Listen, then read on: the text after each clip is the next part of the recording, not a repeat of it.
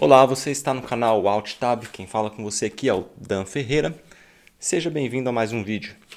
Eu estou aqui com a lista de 9 profissões mais bem pagas e procuradas na área de tecnologia da informação. Profissões quentes, hein? E tem um bônus no final e uma profissão a mais que eu deixei fora da lista e vocês vão entender lá no final. Olha, para fazer essa lista, nós fizemos uma pesquisa em vários sites de emprego. Eu vou deixar esses sites aqui na descrição do vídeo, vocês podem conferir depois. Mas tomou um certo tempo aí para juntar todas essas informações, deu um trabalho, então já deixa seu like aí embaixo e sem mais enrolação, vamos para a lista. Na nona posição, a gente tem um analista de segurança da informação, também conhecido como Information Security Analyst, ou então apenas pela sua abreviação analista InfoSec. Essa posição ela tem um salário médio no Brasil de R$ 5.928. Eu já vou explicando aqui que em todas as profissões que eu vou comentar nessa lista, a gente vai falar sobre o salário médio, tá bom? Então, sobre o analista de InfoSec. Esse profissional ele precisa ser bom em detecção de vulnerabilidades, ataques hacker, falhas de segurança do sistema. Ele tem que entender sobre protocolos de segurança, criptografia e também entender sobre protocolos de autenticação como o JWT, o OAuth, o OpenID Connect e alguns outros que tem aqui.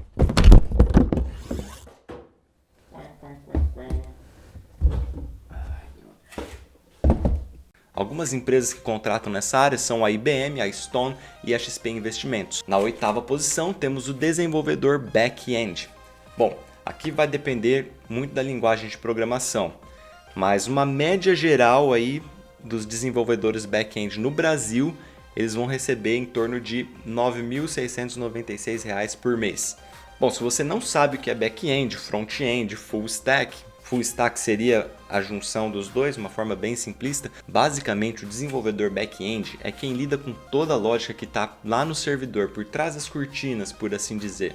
Já o front-end trabalha mais com a parte visual, ou seja, ele pega dados que estão lá no servidor e coloca isso numa forma amigável para o usuário final, numa tela. Então as vagas para desenvolvedores back-end geralmente exigem que tenham uma experiência numa linguagem de programação back-end, claro. Algumas delas são o Java, o PHP e o C#. Também é preciso ter experiência com banco de dados, aí vem a linguagem SQL.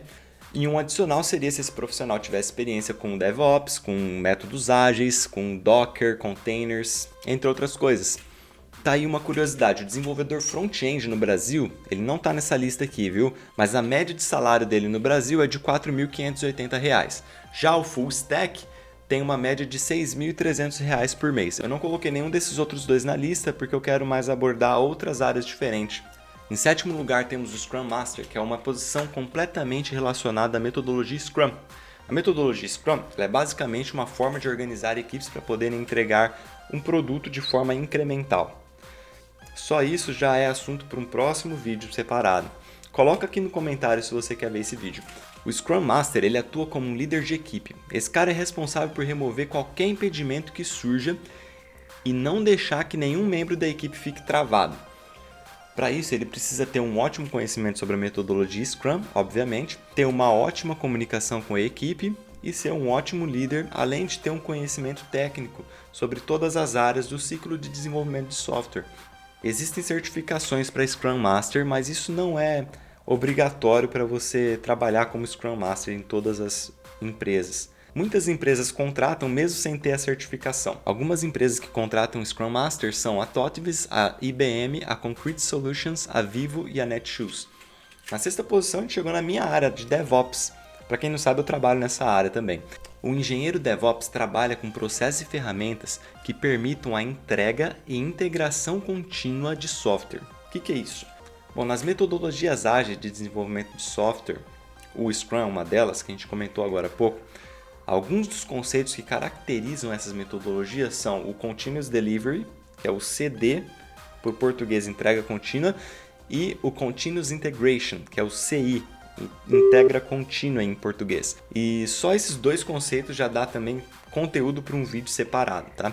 Mas então, quem trabalha na área de DevOps vai cuidar dessa parte. Por isso é importante ter experiência com metodologias ágeis, experiência com sistemas operacionais, Windows e Linux, conhecimento em linguagem de programação e scripting, ferramenta de controle de versão, ferramentas de pipeline de entrega como Jenkins ou TFS, ferramentas de monitoramento como por exemplo o Elastic Stack, o Grafana e algumas outras, ferramentas de infraestrutura como código, como por exemplo Terraform e também ferramentas de orquestração, é lógico, como por exemplo o Kubernetes ou o Docker Swarm. O salário médio do engenheiro DevOps no Brasil é de R$ 8.347 por mês. Algumas empresas que contratam são a Itaú, a Ambev, a Fiat, a Carrefour e o iFood. Na quinta posição, temos os cientistas de dados nível sênior. A média de salário é de R$ 9.583 por mês.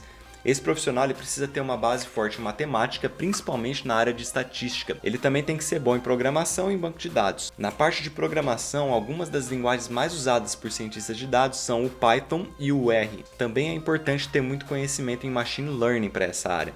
Algumas ferramentas que esse profissional usa são o Redshift, BigQuery, o Google Data Studio, o PySpark, Pandas, SciPy, Prophet, TensorFlow, PyTorch, Databricks. Bom, e o quarto lugar ficou com o engenheiro de infraestrutura e redes, ou só engenheiro de redes, ou também conhecido como Network Engineer.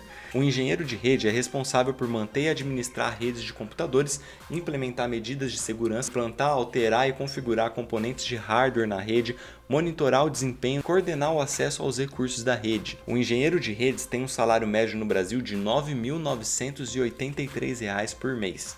Ele precisa ter experiências em tecnologias de routing, switching, segurança, telefonia, entre outros. A Cisco, por exemplo, tem vários produtos nessa área. Também é necessário ter conhecimento em sistemas operacionais, principalmente o Windows e Linux, e algumas ferramentas de firewall como Palo Alto, por exemplo. Algumas das empresas que contratam são a AT&T, Telefônica, IBM e BT. Bom, já entrando aqui no nosso pódio, em terceiro lugar na nossa lista ficou com o arquiteto de dados, também conhecido como o arquiteto Big Data ou Big Data Architect. Esse profissional ele precisa ter conhecimento profundo em banco de dados estruturados, principalmente, além de também ter conhecimento em bancos de dados não estruturados, NoSQL. O arquiteto de dados ele trabalha com um volume enorme de dados. E o objetivo dele é buscar informações no meio desse monte de dados que vão ajudar a empresa a alcançar seus objetivos, identificar suas fraquezas, identificar oportunidades e até mesmo prever o futuro. Algumas certificações disponíveis nessa área são o CDMP, que vem do inglês Profissional Certificado de Gerenciamento de Dados, o Certified Big Data Architect, que é oferecido pela Arcitura, e o IBM Certified Data Architect, oferecido pela IBM. Empresas como a Amazon, Vivo, Cicobi, Sodexo contratam arquitetos de dados. A medalha de prata ficou com o arquiteto Cloud. É responsável por planejar, desenvolver e entregar projetos de migração para a nuvem, além de também manter esses projetos após o momento da migração. Hoje em dia, com serviços de nuvens como o AWS da Amazon, o Azure da Microsoft, o Google Cloud Platform e entre alguns outros, muitas empresas estão migrando seus sistemas para a nuvem, seja para diminuir custos com servidores ou para ter uma alocação de recursos de hardware mais otimizada. Várias empresas hoje em dia estão buscando esses serviços de nuvem e isso naturalmente gera uma demanda de profissionais nessa área. A média do salário do arquiteto cloud no Brasil é de R$ 13 mil por mês. Nada mal, né? Esse profissional precisa ter experiência em pelo menos uma das principais plataformas clouds que existem hoje em dia. E cada uma dessas plataformas geralmente possui suas próprias certificações. E essa é uma ótima porta de entrada para quem quer ingressar nessa profissão, através das certificações. Algumas empresas que contratam nessa posição são a Microsoft, a IBM, a Stefanini, a Via Varejo e o Itaú. Bom, e finalmente chegamos à primeira posição da nossa lista. Antes de continuar, eu quero agradecer muito por você ter continuado comigo até aqui. E se puder também deixar um like aqui embaixo, você vai me ajudar muito mesmo, viu? Brigadão! Agora vem comigo até o final que além dessa última posição tem mais uma bônus depois que eu já vou falar na sequência. Então, o primeiríssimo lugar da nossa lista é o gerente de TI.